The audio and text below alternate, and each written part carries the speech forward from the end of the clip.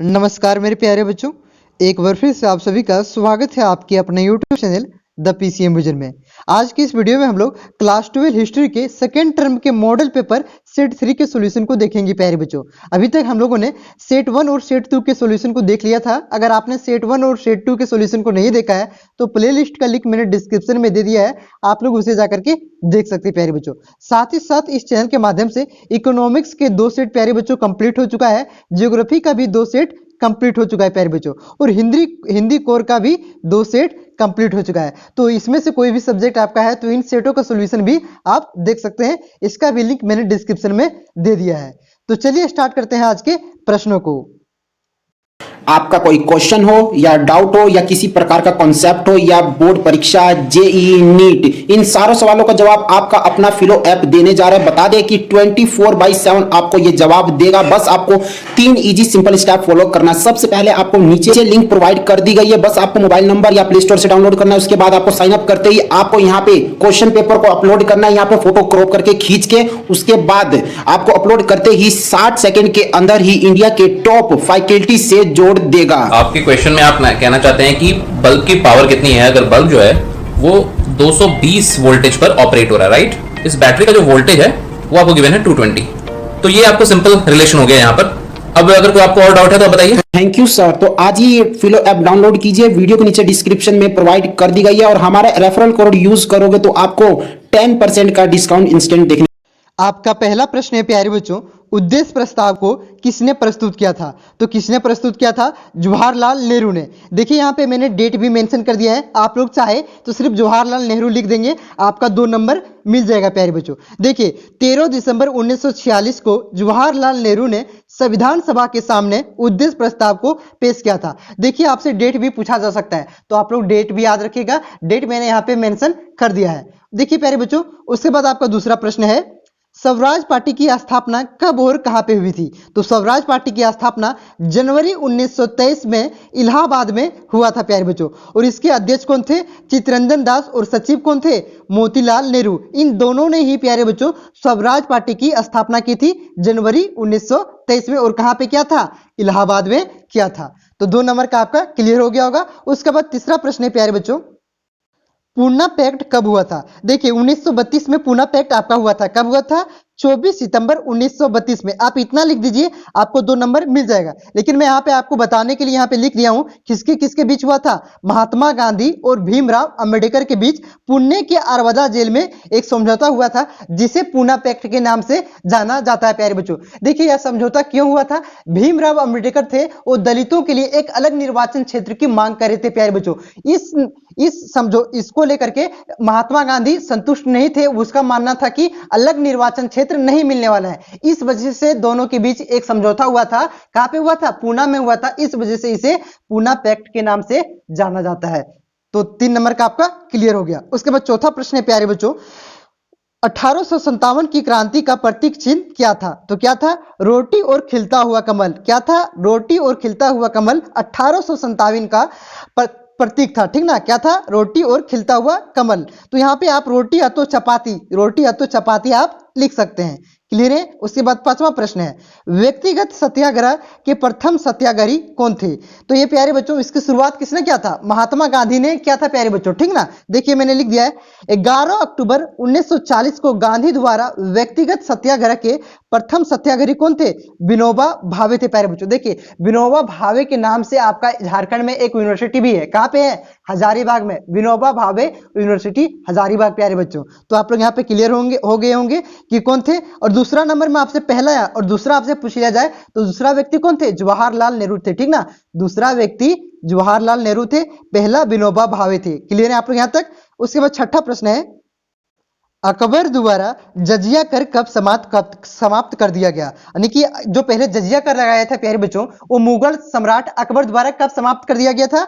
तो 1564 ईस्वी में। कब? अकबर द्वारा 1564 ईस्वी को जजिया कर समाप्त कर दिया गया था, ठीक ना। उसके बाद पुनः इसे कब लगाया गया? इसे पुनः 1575 को लगा दिया गया प्यारे बच्चों। उसके बाद फिर 1578 को 1578-79 को इसे समाप्त कर दिया गया, ठीक ना। 1578 और 79, ठीक ना, फिक्स डेट नहीं है। 1578 और 79 इसको फिर से समाप्त कर दिया गया, ठीक ना।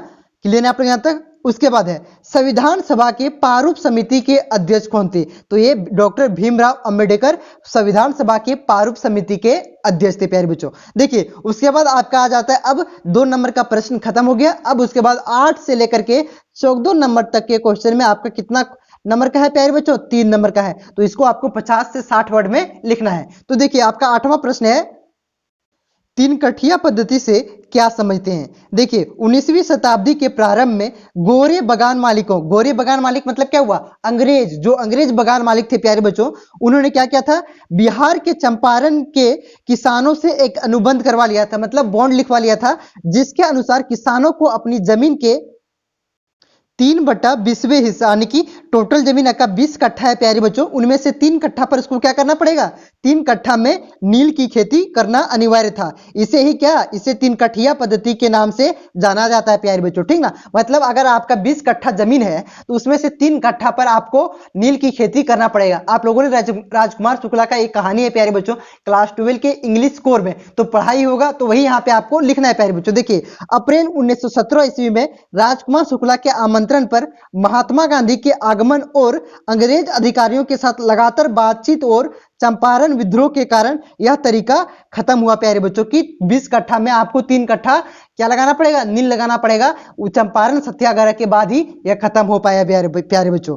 भारतीय स्वतंत्रता इतिहास में गांधी जी के सत्याग्रह का यह पहला प्रयोग था प्यारे बच्चों, मतलब चंपारण पे ही सत्याग्रह पहली बार गांधी जी ने सत्याग्रह किया था। क्लियर है आप लोग। उसके बाद 9 नंबर का आपका प्रश्न है प्यारे बच्चों, कम्युनियल अवार्ड क्या था? तो देखिए द्वितीय गोलमेज सम्मेलन में ब्रिटिश सरकार ने घोषणा की थी कि सांप्रदायिक समस्याओं को हल करने में भारतीय असफल रहे। मतलब जो सांप्रदायिक समस्या थी, धर्म वाला समस्या था प्यारे बच्चों, उसे भारतीय हल करने में असफल रहे, इसलिए सरकार ने इस समस्या का समाधान करेगी। इस घोषणा में मुसलमानों, सिखों और भारतीय ईसाइयों आदि को पृथक प्रतिनिधित्व दिया जाएगा। मतलब अलग निर्वाचन क्षेत्र की व्यवस्था की जाएगी कि यहाँ से मुस्लिम चुनाव लड़ेंगे, यहाँ मुस्लिम प्रतिनिधित्व करेंगे, यहाँ से ईसाई प्रतिनिधित्व करेंगे, और यहाँ से हिंदू प्रतिनिधित्व करेंगे, और यहाँ से दलित प्रतिनिधित्व करेंगे प्यारे बच्चों। देखिए इस घोषणा 16 अगस्त 1932 ईस्वी को ब्रिटिश प्रधानमंत्री रेमेज मैकाल्डो ने की थी, जिसे कम्युनियल अवार्ड या सांप्रदायिक पंचाट के नाम से जाना जाता है, ठीक ना। तो या तो कम्युनियल अवार्ड या तो सांप्रदायिक पंचाट के नाम से इसे जाना जाता है, ठीक ना। तो आप लोग कंफ्यूज नहीं होइएगा, या सांप्रदायिक पंचाट दे दिया जाए तो दोनों एक ही है, ठीक ना।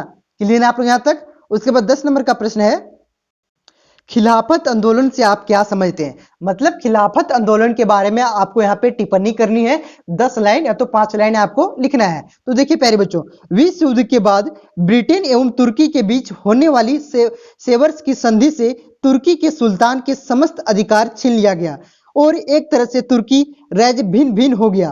प्रथम विश्व युद्ध में भारतीय मुसलमानों ने तुर्की के खिलाफ अंग्रेजों की इस शर्त पर मदद की थी कि वे भारतीय मुसलमानों की धार्मिक मामले में हस्तक्षेप नहीं करेंगे। प्रथम विश्व युद्ध के दौरान ब्रिटेन द्वारा तुर्की सुल्तान के साथ किए जाने वाले वादे खिलाफी को भारतीय मुसलमान विश्वासघात के रूप में देखते थे, क्योंकि तुर्की के सुल्तान का इस्लामिक दुनिया का खलीफा था। देखिए अभी भी क्या करता है, तुर्की अपने आप को खलीफा घोषित करना चाहता है, क्योंकि उसका इतिहास ही रहा प्यारे बच्चों, और उसके साथ अंग्रेजों ने क्या किया था? विश्वासघात किया था। देखिए इसी की वजह से पूरे भारतीय मुसलमान डर गए थे, ठीक ना। अतः 1920 के प्रारंभ में भारतीय मुसलमानों ने ब्रिटिश शासन के खिलाफ खिलाफत आंदोलन की प्रारंभ की। तो कब किया था? 1920 में। इसी को देखकर तुर्की में हुआ था, तुर्की को देखकर लग रहा था कि अब भारतीय मुसलमानों को भी अंग्रेज परेशान करेंगे, उसकी धार्मिक जो है उस पर मतलब बीच में टांग अड़ाएंगे, ठीक ना। इस वजह से खिलाफत आंदोलन 1920 में प्रारंभ की गई थी प्यारे बच्चों। आप लोग यहाँ तक क्लियर होंगे। उसके बाद रोलेट एक्ट, बहुत ही इंपॉर्टेंट क्वेश्चन है प्यारे बच्चों, ये आपका बोर्ड में छपने वाला है, बहुत ही वीवीआई क्वेश्चन है, तो आप लोग इसे नोट कर लीजिए और इस पर ज्यादा फोकस कीजिएगा। सभी बच्चे अभी यहाँ पे ध्यान दीजिए, बहुत ही इंपॉर्टेंट क्वेश्चन है आपका रोलेट एक्ट। तो देखिए प्यारे बच्चों 3 नंबर का क्वेश्चन है, इस पे आपको ज्यादा नहीं लिखना है, ठीक ना, नहीं तो कॉपी जांच करने वाले हदिया जाएगा, उसको भी दिमाग खराब हो जाएगा, भाई 3 नंबर का है कितना लिख दिया है यार, खाली जम उन सो भर दिया है, तो हमको यहाँ पे टू द पॉइंट लिखना है, ठीक ना। तो देखिए रोलेट एक्ट 1919 ईस्वी में पारित किया गया था प्यारे बच्चों। देखिए रोलेट एक्ट के विरोध में ही जालियांवाला बाग में वहां पे लोग विरोध कर रहे थे प्यारे बच्चों। उसी में विरोध में जनरल डायर के आदेश पर गोली चला दिया गया। लगभग 1000 लोगों की मौत हो गई थी। कब हुआ था? 4 अप्रैल 1919 को, ठीक ना, सॉरी 13 अप्रैल 1919 को, ठीक। ये आप लोग याद रखिएगा, ठीक ना। तो देखिए उसी के विरोध में रोलेट एक्ट के विरोध में ही देखिए इस एक्ट को पारित करने का मुख्य उद्देश्य देश में बढ़ती राष्ट्रीयता की भावना को समाप्त करना था। मतलब अब अंग्रेजों को भी लग रहा था कि जो विरोध हो रहा है अब हमें देश छोड़ करके जाना पड़ेगा। उन्होंने इस वजह से एक कानून पारित किया था। देखिए उस कानून का नाम क्या था? रोलेट एक्ट था। इसके तहत देखिए इस एक्ट के तहत व्यवस्था की गई थी कि संदेह के आधार पर किसी को भी गिरफ्तार किया जा सकता है। मतलब अगर संदेह हो गया कि आप विरोधी हैं, देश विरोधी हैं, तो आपको यहाँ पे गिरफ्तार करके जेल में डाला जा सकता है। और कब तक डाला जा सकता है आपका कुछ अता पता नहीं, ठीक ना। अभी क्या किया जा सकता है? 24 घंटे तक आपको जेल में रखा जा सकता है प्यारे बच्चों। उसके बाद मजिस्ट्रेट के सामने पेश किया जा सकता है। मजिस्ट्रेट के सामने उस समय कोई भी पेश नहीं होगा, ना ही आपकी दलील चलेगी, ना ही आपकी अपील चलेगी प्यारे बच्चों। आपको जितना चाहे 6 से 8 महीने तक जितना मन करे जेल में वो रख सकता था, ठीक ना। तो देखिए गिरफ्तार किया जा सकता था। इस एक्ट का दुरुपयोग हो रहा था। मतलब इस एक्ट जो पारित किया गया था उससे किसी को भी गिरफ्तार करके अपने मन से रखा जा रहा था। तो देखिए इसलिए गांधी समेत भारत के सारे बड़े नेताओं ने रोलेट एक्ट का विरोध किया। इस एक्ट को हम काला कानून, देखिए इसी एक्ट को क्या कहा जाता है? काला कानून कहा जाता है। आतंकवादी अपराध अधिनियम भी कहा जाता है। और ना वकील, ना अपील और ना दलील, मतलब ना वकील कर सकते हैं आप, ना अपील कर सकते हैं, और ना ही कोई दलील चलता। और ये ना वकील, ना अपील और ना दलील के नाम से भी इसे जाना जाता है। तो इतना लिखिएगा, टू द पॉइंट लिखिएगा, 3 नंबर आपको मिल जाएगा। क्लियर है प्यारे बच्चों? उसके बाद है 12 नंबर का प्रश्न। देखिए बहुत ही इंपॉर्टेंट प्रश्न ये भी आपका बनता है, तो इसे भी आप लोग VVI में टिक कर लीजिए, ठीक ना। बहुत ही इंपॉर्टेंट प्रश्न है। मॉडल पेपर का तो सारा VVI है, लेकिन ये थोड़ा ज्यादा VVI है, ठीक ना। तो देखिए धन के निष्कासन से आप क्या समझते हैं? भारत में धन के निष्कासन का सिद्धांत सर्वप्रथम किसने दिया था प्यारे बच्चों? दादा भाई नौरोजी ने। कंपटीशन में भी ये क्वेश्चन डायरेक्ट पूछ लिए जाते हैं कि धन का निष्कासन का सिद्धांत किसने दिया था? तो दादा भाई नौरोजी ने दिया था। और इनके द्वारा जो बुक लिखा गया है उस बुक का भी नाम पूछ लिया जाता है। तो बुक को आप लोग गूगल में सर्च कीजिए, इसके बारे में और कुछ आपको जानकारी मिलेगी और कमेंट बॉक्स में तुरंत बताइए, ठीक ना। मैं तो बताऊंगा ही, ठीक ना। तो आप लोग बताइएगा तो इससे और जानकारी मिलेगी और आपका नॉलेज और भी ज्यादा बूस्ट होगा प्यारे बच्चों, ठीक ना। तो देखिए दादा भाई नौरोजी ने 2 मई 1867 को लंदन में ईस्ट इंडिया एसोसिएशन की बैठक में प्रस्तुत किया। उन्होंने कहा कि ब्रिटेन अपने शासन की कीमत पर भारत की संपदा को छीन रहा है। क्या कहा? मतलब उन्होंने बात सही कहा था कि उन्होंने क्या करा था, यहाँ से धन लूट लेते थे उन लोग टैक्स के रूप में और सारा अपना ब्रिटेन लंदन ले जाते थे प्यारे बच्चों।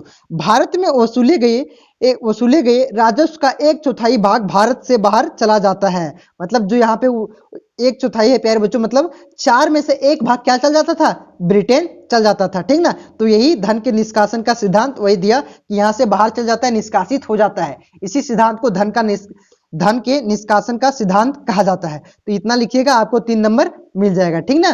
क्लियर आप लोग प्यारे बच्चों? उसके बाद है 13 नंबर का प्रश्न है वेबल प्लान क्या था? तो देखिए लॉर्ड लिनलिथगो के स्थान पर अक्टूबर 1943 में लॉर्ड बेबल को गवर्नर जनरल के रूप में नियुक्त किया गया। देखिए ये लॉर्ड लिथगो इतना महत्वपूर्ण क्यों है प्यारे बच्चों? इसी के शासनकाल में इसी के शासनकाल में प्यारे बच्चों भारत छोड़ो आंदोलन शुरुआत हुआ था। कब हुआ था? 9 अगस्त 1942 को। इस वजह से शायद इसको हटा दिया गया था, ठीक ना। तो लॉर्ड लिंथगो, ठीक ना, इसके स्थान पर कौन आए थे?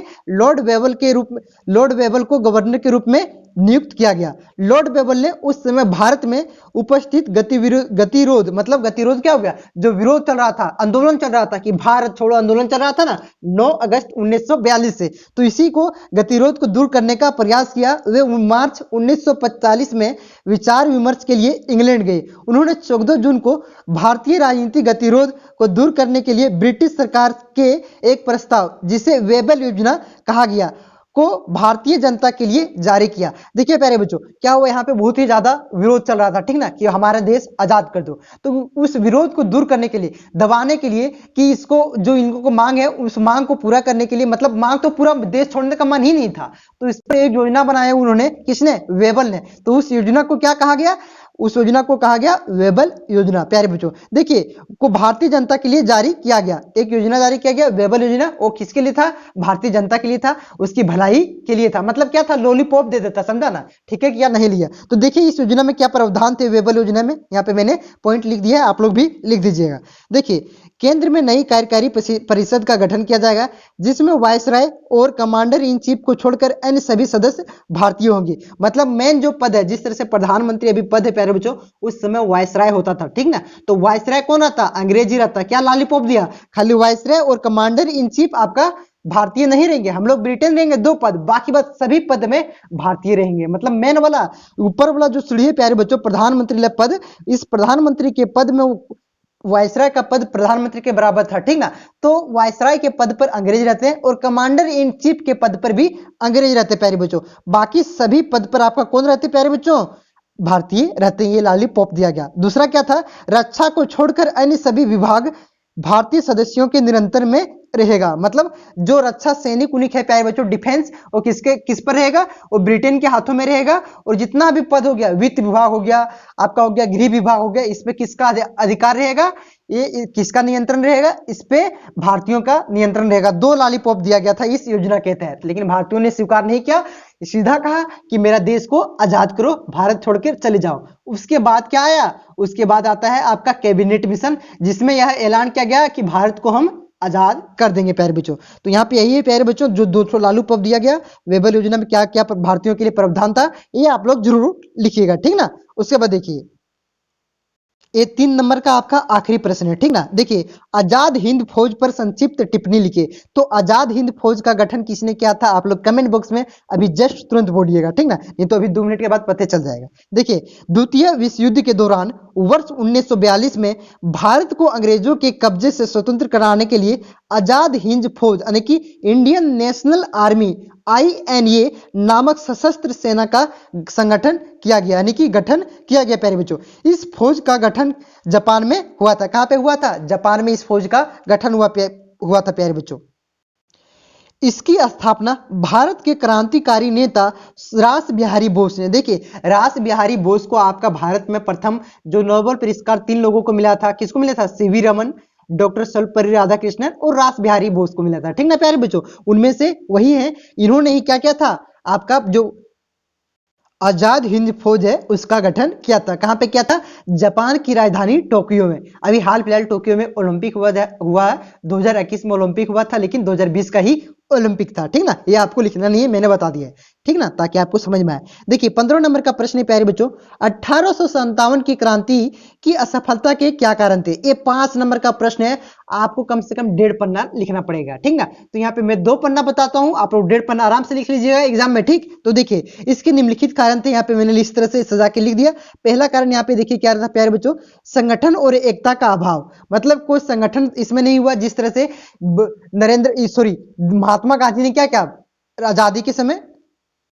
कांग्रेस का साथ लिया, क्योंकि कांग्रेस का गठन प्यारे बच्चों 1885 में ही हो गया था, ठीक ना।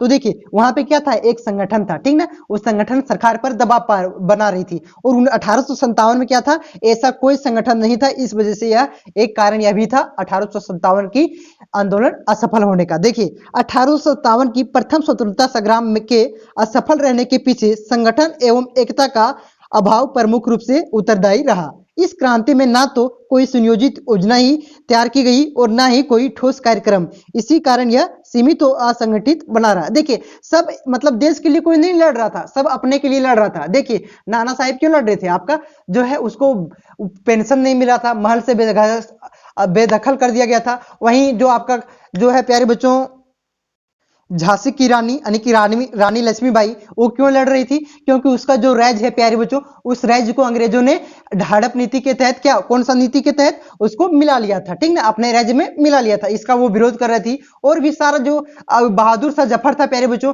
उसका भी पेंशन उसका भी रोक लिया गया था, इस वजह से वो भी विरोध कर रहा था। मतलब सारा अपने अपने के लिए लड़ रहा था प्यारे बच्चों, एकता उसमें नहीं थी, एक देश की भावना से कोई नहीं लड़ रहे थे, इस वजह से असफल होने का एक कारण ये भी था। देखिए यहाँ पे 5 कारण हमको लिखना है, ठीक ना, मैं आपको 7 कारण बताऊंगा, 7-8 कारण बताऊंगा, आप लोग देखिए दूसरा कारण क्या था? नेतृत्व का अभाव। कोई मतलब सब अपने अपने लड़ रहे थे, कोई नेतृत्व नहीं कर रहा था। जब आजाद हुआ हमारा देश तो नेतृत्व कौन कर रहा था? महात्मा गांधी कर रहे थे, ये सब बड़े बड़े नेता नेतृत्व कर रहे थे, लेकिन वहां पे कोई भी नेतृत्व नहीं कर रहे थे। देखिए क्रांतिकारियों के पास अदपि नाना साहेब, तात्या टोपे, झांसी की रानी लक्ष्मीबाई जैसे योग्य नेता थे, किंतु फिर भी इस आंदोलन का किसी एक व्यक्ति ने नेतृत्व नहीं किया, जिस कारण से यह आंदोलन अपने आप में उद्देश्य में पूर्णतः सफल नहीं हो सका। मतलब कोई नेतृत्व नहीं किया, इस वजह से यह असफल रहा। उसके बाद है परंपरावादी हथियार। देखिए प्रथम स्वतंत्रता संग्राम में भारतीय सैनिकों के पास आधुनिक हथियार नहीं थे, जबकि अंग्रेजों सैनिक पूर्णतः आधुनिक हथियार व गोला बारूद का उपयोग कर रहे थे। भारतीय सैनिकों के परंपरावादी हथियार तलवार, तीर कमान, भाले, बर्छे आदि के सहारे युद्ध के मैदान में कूद पड़े थे, जो उनकी पराजय का कारण बढ़ा। मतलब हमारे पास गोली बंदूक नहीं थे प्यारे बच्चों, इस वजह से एक कारण यह भी असफलता का बना। उसके बाद क्या है प्यारे बच्चों? समानतावादी स्वरूप। देखिए 1857 के संग्राम में एक और अवध, रुहेलाखंड आदि उत्तरी भारत में समानताओं के अंग्रेजों के विरुद्ध विद्रोह किया, तो दूसरी ओर पटियाला, जींद, ग्वालियर, हैदराबाद के शासकों ने विद्रोह के उन्मूलन में अंग्रेजी हुकूमत को सहयोग किया। इस तरह से यह स्वतंत्रता संग्राम अपने उद्देश्यों में सफल नहीं हो पाई। मतलब ये अंग्रेज अपने घर में अंग्रेज को साथ दे रहा है, मतलब आपका घर फूट जाएगा प्यारे बच्चों, आप किसी दुश्मन से लड़ रहे हैं और आपका घर का ही कोई व्यक्ति दुश्मन में मिल जाएगा, तो जीत सकेंगे क्या? नहीं ना जीत सकेंगे, क्योंकि विभीषण भी रावण के साथ मिल गया था, इस वजह से रावण हार गया। एक कारण ये भी था रावण का हारने का, वैसे भी रावण हारबे करता। तो मतलब घर फूटे गवार लूटे, कहानी सुने ना, बस वही दशा हो गया यहाँ पे भी। उसके बाद 5वां पॉइंट है बहादुर शाह द्वितीय की अनभिज्ञता। क्रांतिकारियों के द्वारा बहादुर शाह द्वितीय को अपना नेता घोषित करने के बावजूद भी बहादुर शाह के लिए यह क्रांति उतनी ही आकस्मिक थी जितनी कि अंग्रेजों के लिए थी। यही कारण थी कि अंततः बहादुर शाह को लेफ्टिनेंट हडसन ने बंदी बनाकर रंगून भेज दिया। मतलब जिसको नेता यहाँ पे बहादुर शाह जफर को जो नेता घोषित किया गया था प्यारे बच्चों, उतना एक्टिव नहीं थे, इस वजह से क्या हुआ, उसको बंदी बना करके हडसन ने कहाँ पे भेज दिया? रंगून जेल भेज दिया। इसे आप लोग याद रखिएगा। उसके बाद 6ठा है प्यारे बच्चों स्थानीय। 1857 की क्रांति में स्थानीय उद्देश्य होने के आम भारतीयों का व्यापक जुड़ाव इससे नहीं हो सका। इससे में केवल उन्हीं शासकों को क्रांति में हिस्सा लिया जिसके हित सामने आ रहे थे। 1857 की क्रांति में असफल का यह प्रमुख कारण था। मतलब स्थानीय व्यक्ति इसमें भाग नहीं लिए थे। जिस तरह से हम लोगों ने आजादी के समय सारा भाग लिया था प्यारे बच्चों देश की जनता, उस तरह से 1857 की क्रांति में भाग नहीं लिया था। इस वजह से सारा अपने हक, मतलब सारा अपने आप के लिए लड़ रहे थे। मैंने आपको पहले भी बनाया कि रानी लक्ष्मीबाई आपके लिए किस वजह से लड़ रही थी, नाना साहेब किस वजह से लड़ रहा था, बहादुर शाह जफर द्वितीय किस वजह से लड़ रहा था, मतलब सारा अपने वजह से लड़ रहा था। इसमें स्थानीय की भाग नहीं थी, इस वजह से यह फेल हो गया। उसके बाद है संपर्क भाषा का अभाव। 1857 की क्रांति असफल का महत्वपूर्ण कारक क्रांतिकारियों में संपर्क भाषा का अभाव भी था।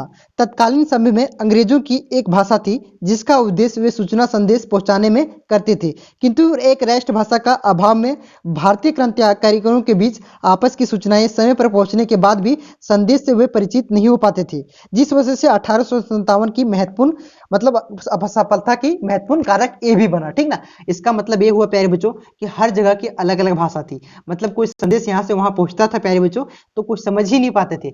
मतलब यहाँ से बंगाली लिख दिया तो कोई संथाली में लिख दिया, तो कोई तेलुगु, कोई तमिल में, कोई तो उर्दू में लिख दिया। मतलब सब अपने भाषा में लिख देते थे, कुछ समझ में नहीं आता था किसी को। तो क्या क्या एकता होगी और क्या भाषा एकता से ही आती। ठीक है, तो क्या हम लोग युद्ध जीत पाते और हमारा देश क्या आजाद होता, इस वजह से फेल हो गया। उसके बाद है 16 नंबर का भारत में कृषि के व्यवसायीकरण के प्रकाश डालें। देखिए 19वीं शताब्दी के उत्तरार्ध में भारतीय कृषि में एक विकासशील प्रवृत्ति देखी गई। भारतीय कृषि में व्यवसायीकरण का उद्भव 19वीं शताब्दी के उत्तरार्ध में चिन्हित की विशेषता हुई। मतलब 19वीं शताब्दी के उत्तरार्ध में यानी कि शुरुआती में प्यारे बच्चों भारतीय कृषि में एक विशाल विकासशील प्रवृत्ति दिखा गया। मतलब नई टेक्निक से कृषि करना स्टार्ट हुआ, क्योंकि सारा प्रत्येक बार मतलब जो कृषि के लिए चाहिए वो उस समय स्टार्ट हुआ था। कृषि का विकास 19वीं शताब्दी के प्रारंभ में हुआ था। समझिए, अभी तक कृषि का व्यवसाय उद्गम से दूर था। अब वाणिज्य विचार के से कृषि प्रभावित होने लगी। कृषि के व्यवसायीकरण के तहत कुछ विशेष फसलों को उगाया जाता था। ऐसी फसलों को प्रस्तुतिकरण एकमात्र उद्देश्य गांव में खपत के लिए नहीं था।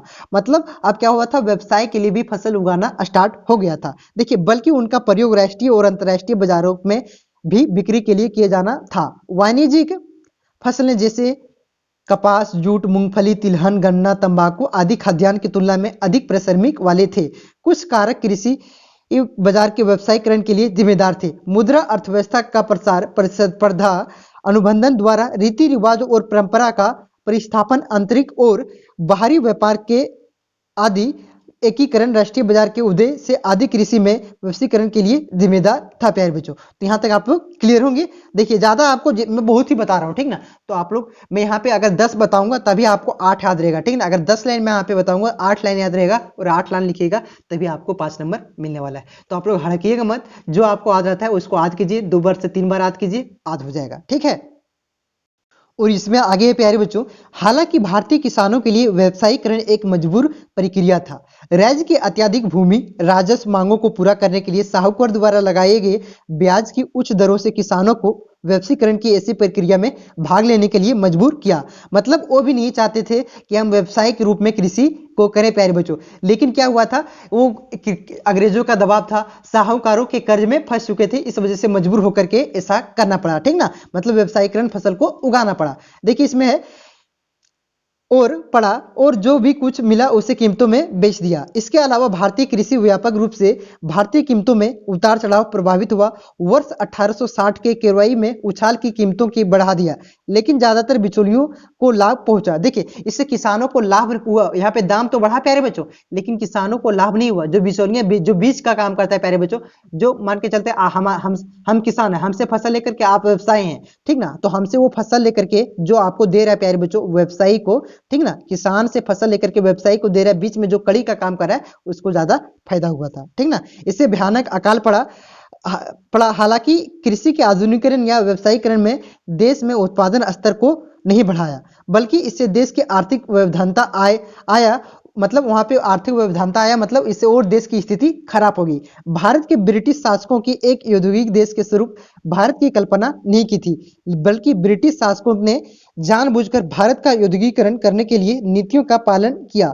उनका एकमात्र उद्देश्य भारत में परिवर्तन और ब्रिटेन की औद्योगिकरण करने के नीतियों का पालन करना था। जिस तरह से ब्रिटेन में औद्योगिकरण था प्यारे बच्चों, अपने फायदे के लिए उन्होंने ऐसा किया था, सिंपल समझिए, ठीक ना।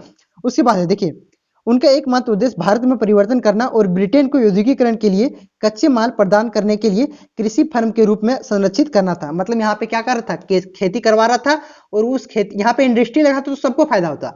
इसलिए अगर उस समय इंडस्ट्री यहाँ पे फैक्ट्रियां स्थापित होती प्यारे बच्चों, तो हमारा देश इतना पीछे नहीं होता। यहाँ से वो लोग कच्चे माल ले जाते थे और वहां पे फैक्ट्रियां लगाते थे। इस वजह से इंग्लैंड इतना विकसित कर गया और हमारा देश पीछे रह गया, सिर्फ फैक्ट्री ना लगाने की वजह से, ठीक ना। तो इतना आप लोग क्लियर होंगे प्यारे बच्चों।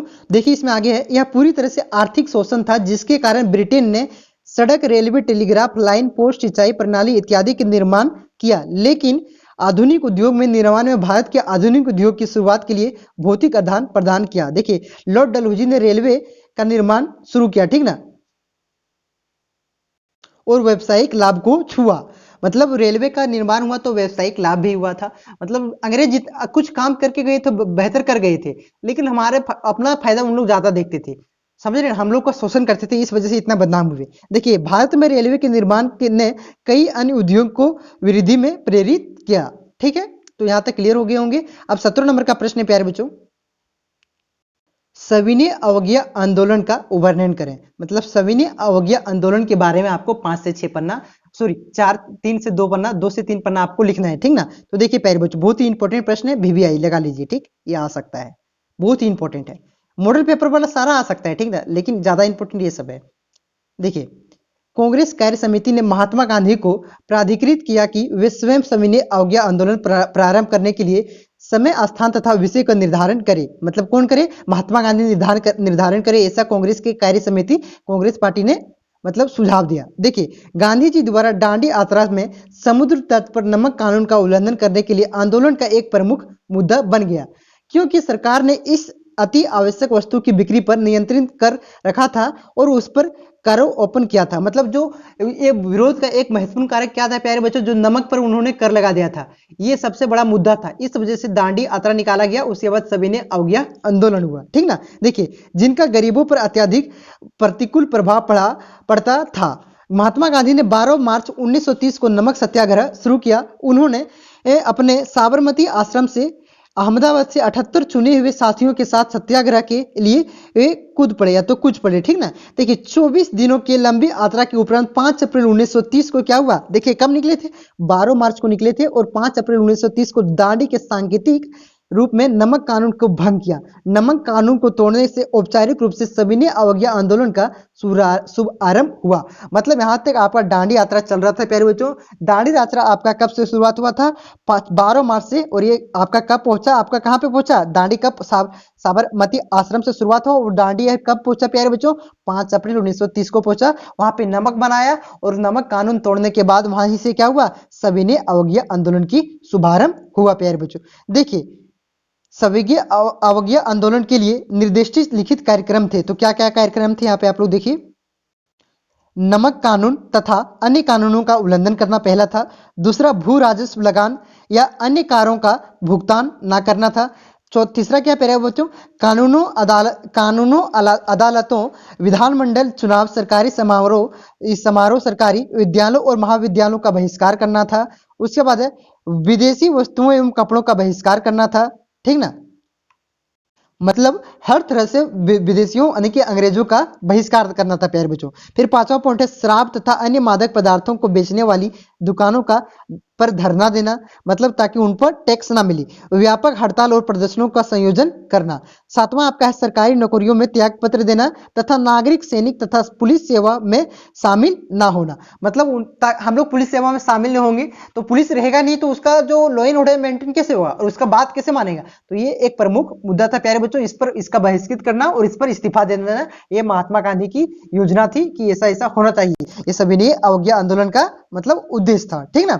तो देखिए, जनता ने उपयुक्त कार्यक्रमों में बड़े उत्साह के साथ अनुपालन किया। मतलब जो यहाँ पे सेट किया गया था ये होना चाहिए, ये बहुत ही उत्साह के साथ जनता ने पालन किया। संयुक्त प्रांत और गुजरात में कर ना देने का अभियान शुरू किया गया। मतलब अंग्रेजों को कर नहीं देंगे ऐसा अभियान वहां पे शुरू किया गया। उत्तर पश्चिमी सीमा प्रांत में सामान्यतः सीमांत गांधी किसको कहा जाता है? कि कौन नाम, इस नाम से कौन प्रसिद्ध है? तो खान अब्दुल गफार खान ने अपनी खुदाई खिदमत संगठन के, देखिए यहाँ पे पूछा जाता है खुदाई खिदमतगार संगठन के संस्थापक कौन है?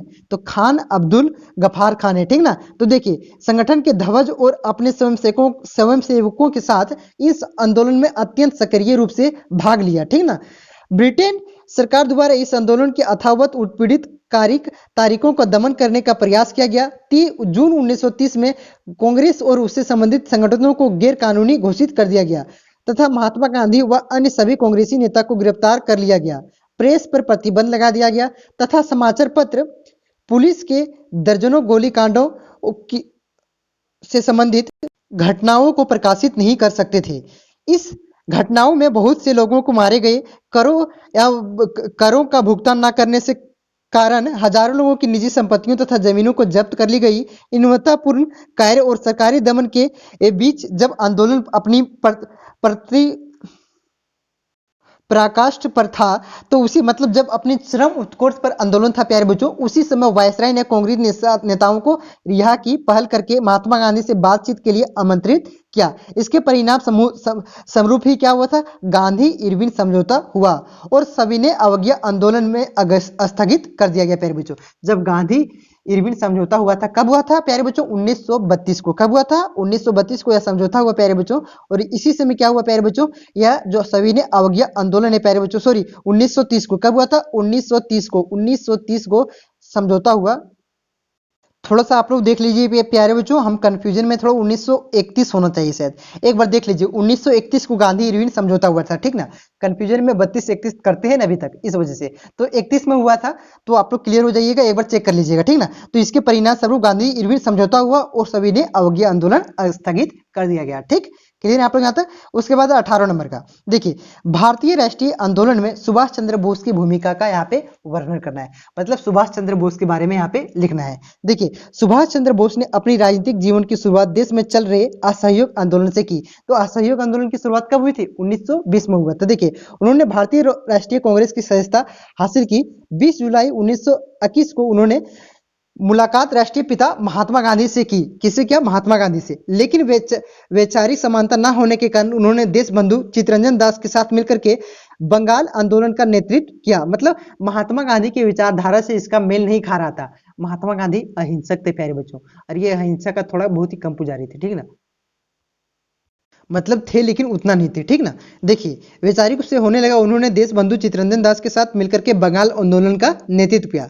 सुभाष चंद्र बोस क्रांतिकारी विचारों के व्यक्ति थे। उनके अंदर असीम साहस, अनूठे शौर्य और अनूठी संकल्प शक्ति का अत्यंत प्रभाव विद्यमान था। उन्हें 1921 में अपने क्रांतिकारी विचारों गतिविधियों का संचालन करने के कारण पहली बार 6 माह का जेल जाना पड़ा। इसके बाद तो जेल के अतरावों, अंग्रेजी अत्याचारों और पड़तालों को झेलने की सिलसिला चल ही निकला। स्वतंत्रता आंदोलन के दौरान उन्हें 11 बार जेल जाना पड़ा। कितना? 11 बार। इसके साथ ही उन्हें अंग्रेजी सरकार द्वारा कई बार लंबे समय तक नजरबंद भी किया गया। मतलब वो उसी के नजर में रहते थे, कहाँ जाते थे, क्या करते थे, उसी के नजर में। ये कर सकते हैं, वो नहीं कर सकते थे, उसके अनुसार। लेकिन सुभाष चंद्र बोस ने अंग्रेजों की आंखों में धूल झोंकी और अंग्रेजों को शिकंजे से निकल भागे। 1939 ईस्वी में गांधी जी से मतभेद के कारण उन्होंने सुभाष चंद्र बोस ने क्या किया? कांग्रेस अध्यक्ष पद से इस्तीफा दे दिया। फिर उन्होंने 1940 में कहां पे? रामगढ़ अधिवेशन। कहां पे? रामगढ़ अधिवेशन कहां पे हुआ था? सॉरी, कब हुआ था? 1940 में जो अधिवेशन हुआ था प्यारे बच्चों, कहां पे हुआ था? रामगढ़ में। और यहीं पे आजाद हिंद फौज और फॉरवर्ड ब्लॉक की स्थापना की। 18 अगस्त 1945 को एक विमान दुर्घटना में नेताजी की रहस्यमयी